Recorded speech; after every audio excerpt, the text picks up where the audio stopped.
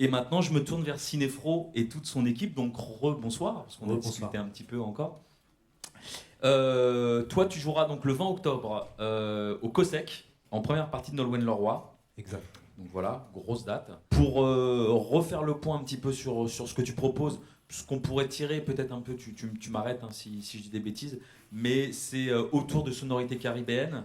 Tu proposes là aussi un mélange de beaucoup de choses, quelque chose d'un peu plus folk, avec des sonorités aussi reggae, avec des trucs qui vont plus vers le dancehall.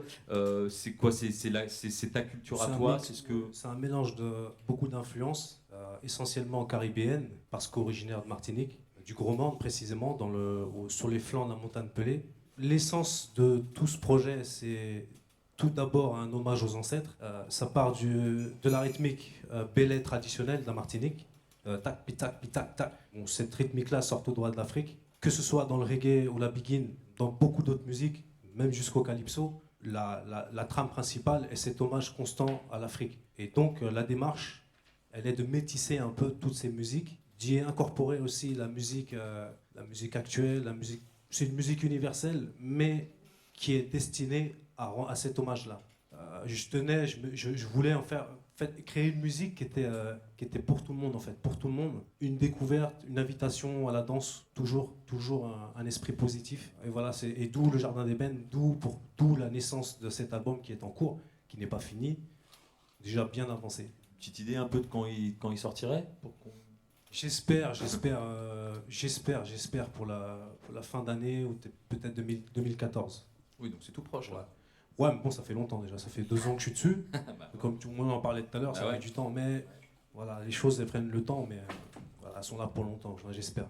Tes textes sont plutôt marqués, justement, tu parlais de tes origines, la Martinique, et par rapport à ce côté un petit peu de référence aux ancêtres que tu expliquais, ça te semblait évident pour toi que tes textes soient très marqués par ça? C'est quelque chose de... En fait excuse-moi. Non, je t'en prie. En fait, j'ai beaucoup de mal à ne pas faire autre chose que ça.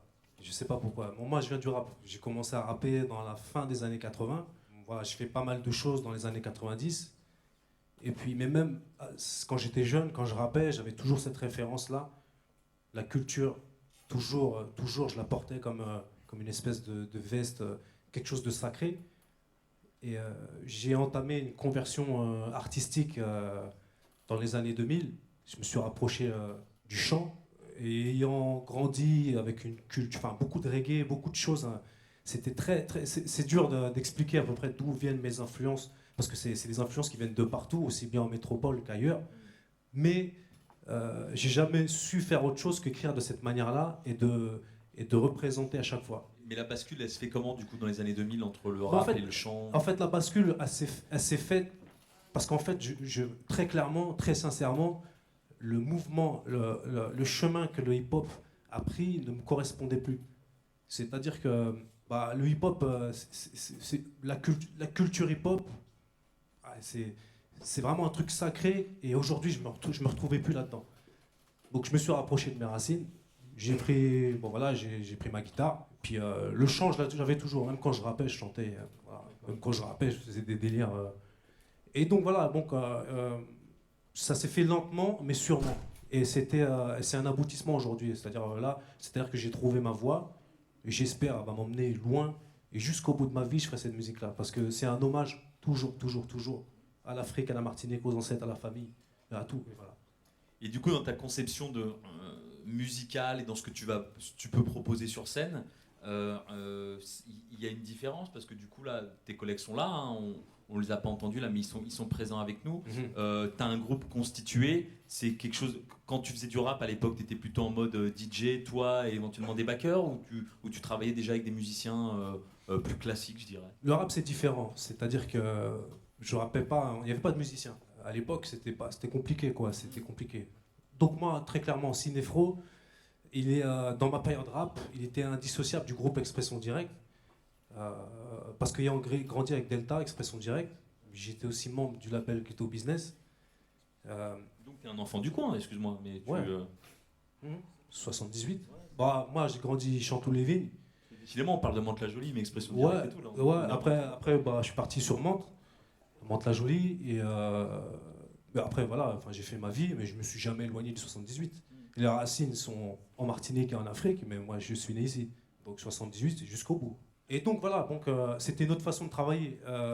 En me mettant la guitare, en me mettant au chant, j'ai découvert tout un univers. La musique, c'est vaste, quoi. C'est pas qu'une bande son qui tourne derrière et un mec qui rappe. C'est vraiment artistique. Le rap, c'est vraiment un truc, c'est vraiment dur, c'est tout un art. Mais j'avais besoin de découvrir d'autres choses. Je sais pas, quand Thibaut Benoît à la batterie, c'est pas seulement mon batteur, c'est un pote. Et moi, j'ai découvert plein de trucs sur la batterie. Voilà, chaque personne qui sont là, c'est des rencontres humaines avant d'être artistique. Donc du coup, je me suis ouvert le plus possible parce qu'en fait, j'étais très renfermé. Et voilà, et après, de fil en aiguille avec les années, on crée des liens. Et du coup, dans l'aboutissement du travail qui était accompli, peu importe, c'était pas une question de couleur, ça devait être éclectique. Je voulais même quelque chose d'éclectique. Je voulais pas un truc où on arrive, on vient tous du même milieu, on fait la même chose. Ça, c'est toujours fermé. Moi, je voulais m'ouvrir le plus possible. Et faire la musique qui te permet ça, du coup, de découvrir honnêtement, c'est la musique qui a permis ça. Honnêtement. Parce que dans ma vie, moi-même, je suis pas quelqu'un de... Honnêtement, c'est la musique qui me transcende. Et du coup, en étant transcendé, je fais des découvertes. Je fais des trucs, je m'ouvre. J'écoute des musiques que jamais j'aurais écoutées il y a quelques années. Et puis voilà, quoi. Le tout, ça se fait. Le contact, la communication. On crée des liens, on joue ensemble. Ouais, c'est parti. Et tes musiciens qui, donc, ce que je crois comprendre dans ce que tu dis, peuvent arriver pour certains donc, d'univers musical complètement différent de toi. De toi, du coup, ça t'a nourri, ça t'a influencé dans ce que tu peux continuer à proposer et dans ton travail. Grave. Je peux présenter vite fait ? Bien sûr, vas-y. Là, David Rousselet, saxophoniste du groupe Ghost Rhythm et surtout du quintet jazz, Noon Quintet. Donc déjà, c'était aux antipodes de ce que moi je proposais avant. Mais justement, c'est un truc de dingue. Enfin, tu le verras, parce que là, on va jouer, tu vas voir. Thibaut Benoît à la batterie. Bon, c'est mon pote, voilà. Alors, batteur Sémaphore, batteur Noon Quintet, batteur Funky Delay, éclectique, mais le gars, il sait tout faire, c'est vraiment... Voilà, il n'y a pas de souci. Là, c'est ma sista Nanisha, au chœur, donc chef de pupitre, chœur gospel de Georges Seba, sur Paris. Donc, Martinique aussi, représente. Léonard Mull. Bon, alors là, c'est exceptionnel aujourd'hui parce qu'il remplace ma bassiste, Cléo Biconvita. Là, c'est Léonard Mull, propriétaire du studio du Poisson de Barbu dans le 18e à Paris. C'est là que j'ai enregistré mon album. Mais avant tout, c'est surtout un ami mais, qui m'est très cher, un pote. Tu vois, c'est-à-dire qu'on fait de la musique, mais on partage des trucs. C'est vraiment, c'est vraiment l'ami sur qui je peux compter. Mon pote Raoul Ribeiro. Bah, lui, il a des doigts, guitariste. Lui, il joue tellement que c'est compliqué. Je ne vais pas te faire la liste de trucs qu'il fait. Mais en tout cas, principal projet Radstiton. Dervzen, beaucoup de choses, et surtout il anime la jam session tous les mardis soirs, Paris 18e. Donc là, t'as la crème des musiciens qui viennent. Ratin. Ah ouais, ça improvise, tu fais ton pur musicien. La casserole, Paris 18e, enregistré, là, vous les passez, il n'y a pas de souci. Voilà. Écoute. Et donc c'est très... Excuse-moi. Non, je t'en prie, pour te dire, en fait, c'est très éclectique, mais on se rejoint sur la puissance que la musique peut donner, quoi. Et voilà, c'est surtout ça. Écoute, je pense qu'il n'y avait pas meilleur moyen d'introduire ce que tu proposes et puis moi de vous laisser aller tranquillement sur scène pour nous interpréter un morceau. C'est Cinéfro, c'est tout de suite pour vous. Le morceau qui vient s'appelle L'amour pas de couleur. Ça veut dire l'amour n'a pas de couleur. Vous êtes d'accord avec ça? Yes, I am. Allez.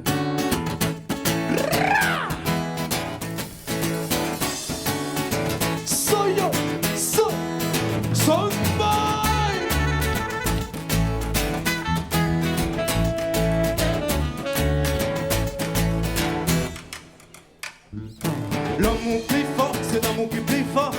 Nous venons déjà de vous déclarer ça. L'amour plus fort, c'est l'amour qui est plus fort. Nous venons déjà de vous chanter ça.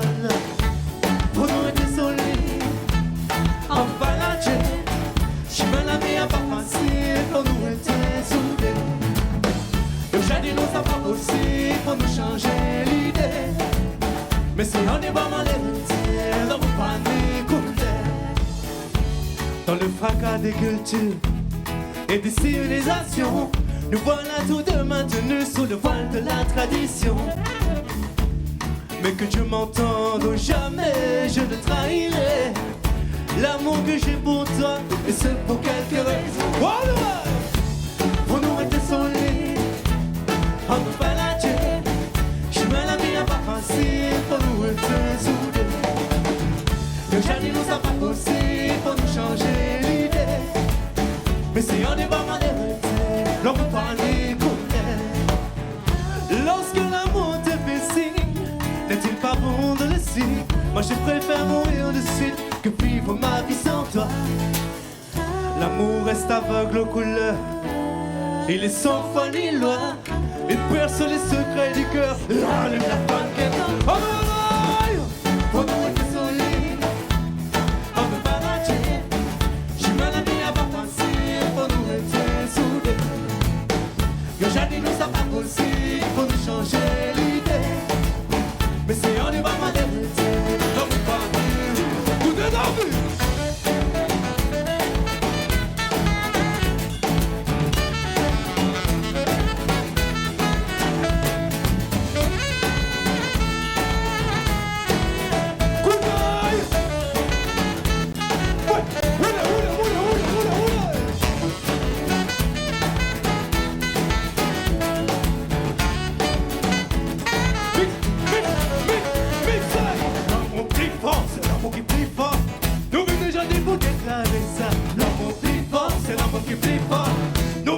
Pour chanter ta la, l'amour plus fort, c'est l'amour qui est plus fort.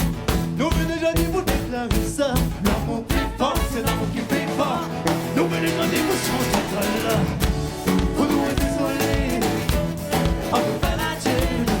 Je dans la vie à pas facile, pour nous être soudés. Aujourd'hui nous ça pas possible, faut nous changer l'idée. Mais si on est pas mal écouté, donc pas du tout.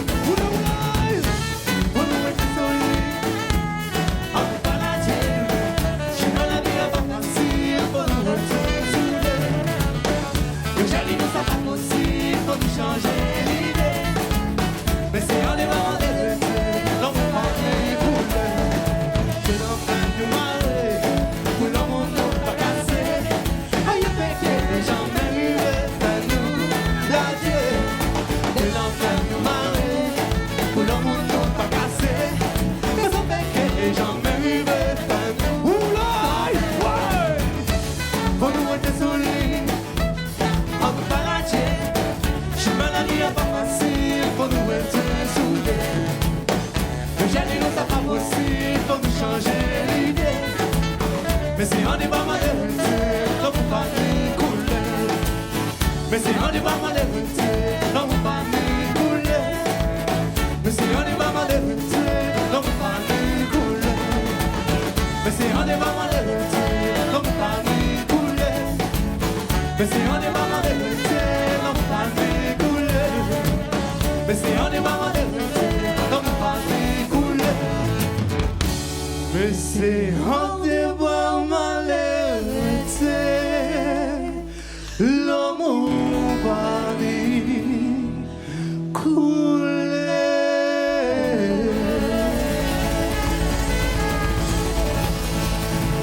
Selassie Rastafari. Merci la famille. Merci Cinéfro et merci à...